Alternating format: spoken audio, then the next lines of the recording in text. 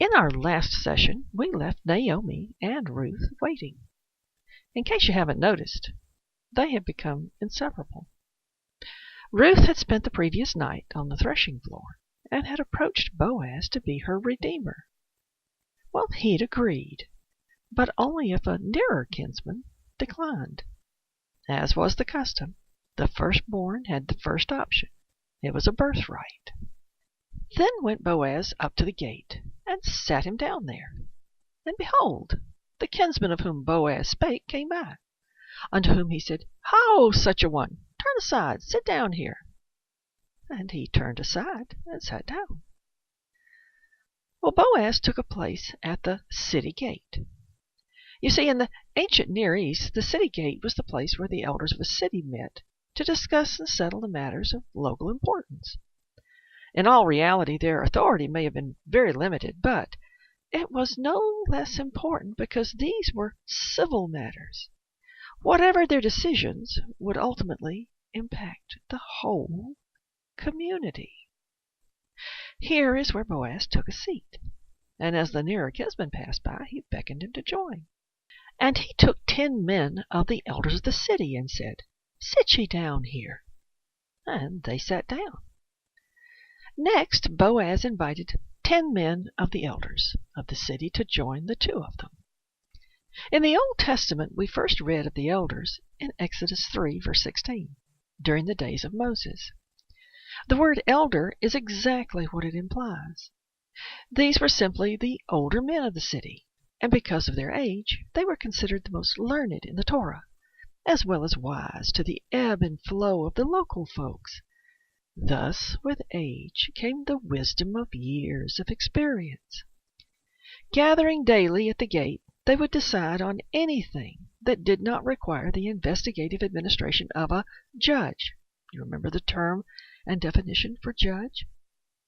Their focus was typically confined to those laws where the consequences were clearly before them. And he said unto the kinsman, Naomi, that is come again out of the country of Moab, selleth a parcel of land, which was our brother Elimelech's. Well, Boaz did not hesitate to lay out the issue. The 2 of them had a decision to make. Note, he made certain that everyone knew just which Naomi he was speaking about. This Naomi, the one that had just come back home after a long time in Moab. Well, Naomi had needs. She was an elderly widow without an heir. She had no way to survive unless she could sell the land which had belonged to her late husband. She could only hope that a member of her late husband's tribe could purchase it, because without an heir, the land could potentially be lost to the house and tribe by being sold to a stranger. And here is where the responsibilities of the Goel became very important. You see, when God originally divided out the land between the 12 tribes of Israel, he did not intend for the people to ever let it go. They were living in the land by invitation of God, and described as strangers and sojourners with him. Leviticus 25, verse 23. Yet, knowing us all too well, he realized that humans would invariably get themselves into difficult situations that would threaten this. So, he stipulated how this was to be prevented by laying out specific laws of economy and family responsibility. If you recall our earlier studies, we learned about the responsibilities of the Goel. The immediate male relative had obligations should the need arise, that of a kinsman redeemer and as the avenger of blood. And I thought to advertise thee, saying, Buy it before the inhabitants and before the elders of my people. If thou wilt redeem it, redeem it. But if thou wilt not redeem it, then tell me, that I may know. For there's none to redeem it besides thee, and I am after thee. And he said, I will redeem it. Well, it's apparent that there are only 2 males in the immediate family eligible to fill this role, Boaz and the nearer kinsman. And though it may not have been common knowledge to anyone else, Boaz was interested. So he had brought the matter before the elders at the gate. However, what is strange about this whole scene is that Boaz has brought the matter, not Naomi. Check out Deuteronomy 25, verse 7. Boaz laid it out plainly. If the near kinsman would redeem it, and he was speaking of the land, then do so. We can almost see a smile of anticipation cross the lips of the near kinsman. Land was a very good asset. Being a primarily agrarian culture, growing crops and orchards or having plenty of grazing land was a blessing. There was certainly an advantage. Further, Naomi had no surviving sons, so there could be no contest for the land in the future. This would enlarge his own inheritance for his children. He certainly had the finances to spare for such a wise purchase, and above all, the law of God would be fulfilled. Well, yes, he would redeem the land. Then said Boaz, "What day thou buyest the field of the hand of Naomi, thou must buy it also of Ruth the Moabitess, the wife of the dead, to raise up the name of the dead upon his inheritance." I believe here is where the smile of the nearer kinsman may have faded. Good to his word, Boaz stated the terms of this redemption to everyone so they could all hear it, which was how things were handled. "What day thou buyest the field of the hand of Naomi, thou must buy it also of Ruth the Moabitess, the wife of the dead." Oh my, they had all forgotten about the younger widow. Where interest may have plummeted with the near kinsman, it suddenly peaked on the face of the elders. Indeed, this presented a problem. You see, when Elimelech died, his sons became the heirs. When they died, their widows became the heirs. When Naomi departed Moab, only one returned with her to Bethlehem. Ruth was Mahlon's widow, and of childbearing age. The obligation carried profound implications. This meant that the nearer kinsman would also be required to take Ruth as his bride. You see, raising up an heir to Elimelech was just as important, if not more so, as redeeming the land. As it was, Elimelech was cut off from the nation, not just physically, but spiritually. His house, his name, his ever having been born would be lost because there wasn't an heir to remember him by. It was as though he had never existed. And for this to change, he needed an heir. And this could only be accomplished through a kinsman who was willing and able to act as a redeemer. Are you beginning to understand the intensity of the mindset?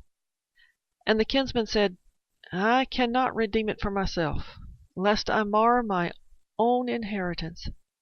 Redeem thou my right to thyself, for I cannot redeem it, lest I mar mine own inheritance." Well, the problem for the nearer kinsman was not with redeeming the land, but the requirement to redeem the name of the deceased through a Gentile, and worse, a Moabite. Consider them carefully. First, he'd have to marry a woman who was not an Israelite, then top that by making her a Moabite. Further, he would be sacrificing his parental rights of a yet-to-be-born son. The child would be considered the son of the deceased Elimelech. Add to this the fact that raising a proper son, both physically and spiritually, was a huge expenditure of time, money, and effort. And after all of this, the land he'd redeemed would subsequently revert back to this rightful heir, and not to his progeny. In the end, he could well be left with nothing. No, this changed everything, and he could not risk it. Now this was the manner in former time in Israel concerning redeeming and concerning changing, for to confirm all things. A man plucked off his shoe and gave it to his neighbor, and this was a testimony in Israel. Well, this might sound almost comical to us, but this was the evidence given in that day. The shoe confirmed that a redemption and exchange had taken place. Therefore the kinsman said unto Boaz, "Buy it for thee." So he drew off his shoe. The nearer kinsman forfeited the right of redemption and gave Boaz his shoe. The deal was done. It was not the firstborn who would bear the responsibility of Goel, but the secondborn. Keep this point in mind. And Boaz said unto the elders and unto all the people, Ye are witnesses this day that I have bought all that was Elimelech's, and all that was Kilion's and Mahlon's, of the hand of Naomi. The gathering crowd listened intently as Boaz addressed them. The terms of the agreement were said loud enough for all to hear, before everyone present as well as before God in heaven. There could be no doubt remaining as to who held the redemptive authority in this matter. Moreover, Ruth the Moabitess, the wife of Mahlon, have I purchased to be my wife, to raise up the name of the dead upon his inheritance, that the name of the dead be not cut off from among his brethren, and from the gate of his place. Ye are witnesses this day. The Redeemer of the land of Naomi was publicly declared, as well as the redemption of Ruth as his wife. Through Ruth, Boaz pledged to raise up an heir to the deceased, so that Elimelech's name would not be cut off from among his brethren, or from the gate of his place. And to this he ended, Ye are witnesses this day. The firstborn would be an heir to Elimelech, Mahlon, and Kilion, literally continuing the family name. The child would be as though it were born of Naomi. By doing this, Elimelech and his deceased sons would not perish from among their relatives. They would have a remembrance among the tribe. In essence, they would sit as elders at the entrance of their own house, with their own people in the afterlife. Now, to some of you, this may sound rather bizarre, but to the Jews and the rest of us, this was clear. Perhaps it should be to us too.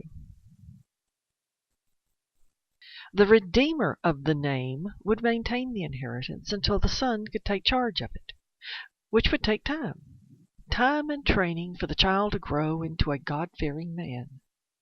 In this way, all that was lost was restored to the rightful owner through his descendants, a kind of jubilee. You see, though the material is only temporary, the spiritual is eternal. Now, do you remember our study of Boaz as a type of Christ? And all the people that were in the gate and the elders said, We are witnesses. The Lord make the woman that is come into thine house like Rachel and like Leah, which two did build the house of Israel. And do thou worthily in Ephratah, and be famous in Bethlehem. Then in one voice all the people agreed, offering a blessing upon the marriage, that the Lord make the woman like Rachel and like Leah. These were the wives of Jacob, called Israel, who between them and their servant girls birthed 12 sons. These sons became the progenitors of the 12 tribes of Israel. This equates to asking God to giving Boaz and Ruth many children, and that they grow to be strong, wealthy, and famous. And let thy house be like the house of Pharez, whom Tamar bare unto Judah, of the seed which the Lord shall give thee of this young woman. Well, now, this was a peculiar thing to say. In Genesis 38, we're nearly blindsided by this very strange little story about Judah, one of Jacob's 12 sons, who took a Canaanite wife. She bore him 3 sons. Though long before the giving of the law, the premise against marrying outside the tribe had been set in the days of Abraham. Now, if you recall, he'd gone to great lengths to prevent Isaac from taking a Canaanite wife. Yet within 2 generations, many of Abraham's ways had been forgotten.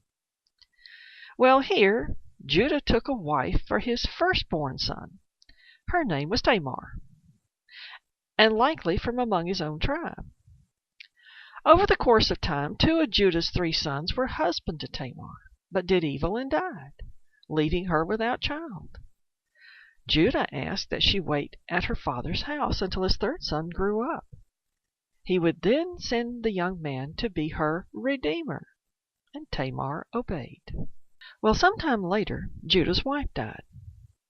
And hearing of the wife's death and realizing that Judah had not kept his promise about the third son, Tamar decided to take matters into her own hands. She put off her widow's garments and dressed as a prostitute, then waited in the village gate for Judah to pass by on his way to shearing sheep. There's that gate again. Well, unable to resist the temptation of a beautiful veiled woman, Judah wound up leaving his signet ring, bracelets, and staff as security for her services. A young female goat would be sent to her later in exchange. But on his friend's return, Tamar had vanished. She had returned to her father's house as though nothing had happened and donned her widow's apparel. Well, this brief encounter resulted in Tamar bearing twins. One of the twins was named Pharez. So how could this possibly be considered a blessing? Well, I would suggest that it's even more. In Deuteronomy 23, verse 2 and 3, we have God's ordinances regarding children like Pharez. However, we need to understand the Hebraic meaning of the word bastard. It not only meant a child born out of wedlock, but also a child born of a marriage or union between an Israelite and a Gentile. Pharez, though born of two Israelites, was born out of wedlock. A later descendant, Salmon, would take a Rahab, the harlot of Jericho, as wife, and bear a son named Boaz. Here you have a product of an Israelite and a Gentile. Now, Boaz would take Ruth, a Moabite, to wife in the rite of redemption. Now, here is a nugget. The descendants of Pharez could not, quote, enter into the congregation of Israel, end quote, until the 10th generation. But what does that mean? Was he kept out of the synagogue or refused entry into the village or what? No, he was expected to worship the Lord, inherit land, fight battles, have a family, and so on. Remember, Boaz was a respected member of the community. He was still an Israelite, but that was as far as it went. What he could not do was to hold a place among the councils that decided legal matters within Israelite society. This was the congregation of Israel. He could not judge. Not until 10 generations passed could any of his descendants sit at the gate in a position of a judge. And the count started with Pharez. Boaz was the 7th generation. In just 3 more generations, the family would finally become full members of Israelite society. And according to God's appointed time, they would rise from the obscurity of a shepherd's flock to the very throne of a kingdom. David was that young shepherd boy who would be anointed king over the first united kingdom of Israel. And David's lineage continued to Solomon and down through all the kings, on through the captivity, exile, and return. And the greatest descendant of them all is Jesus the Christ. So Boaz took Ruth, and she was his wife. And when he went in unto her, the Lord gave her conception, and she bare a son. And the women said unto Naomi, Blessed be the Lord, which hath not left thee this day without a kinsman, that his name may be famous in Israel. On the birth of the baby boy, the entire village celebrated with the new family, but especially the women with Naomi. This had to be the most precious day of her aging life. Her whole family, though deceased, had been redeemed by the birth of an heir. None of them would be forgotten, and their land and possessions would be passed down through generations unbroken. But more importantly, their memory would go on and not be forgotten. Naomi must have felt her heart come alive again. This new baby was considered her son. And he shall be unto thee a restorer of thy life, and a nourisher of thine old age. For thy daughter-in-law, which loveth thee, which is better to thee than 7 sons, hath borne him. Naomi would no longer be desolate or bitter. Old age would not be lonely or worrisome.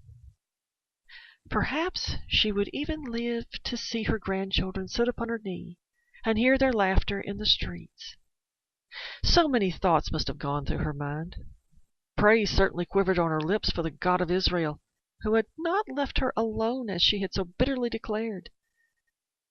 And the village women reminded her that it was because her daughter-in-law Ruth loved her so much that this was possible.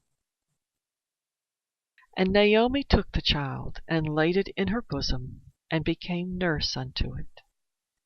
The elder woman took the child and became his nursemaid, his caregiver or nanny as we would say it today. The child would also nurse from the elder woman as well, a common practice in many cultures even today. This was symbolically declaring that this child was hers, and the women, her neighbors, gave it a name, saying, "There is a son born to Naomi," and they called his name Obed. He is the father of Jesse, the father of David. It is interesting to note that the women, her neighbors, named the child, not Boaz or Ruth. This is very telling on several levels. Obed's name means serving.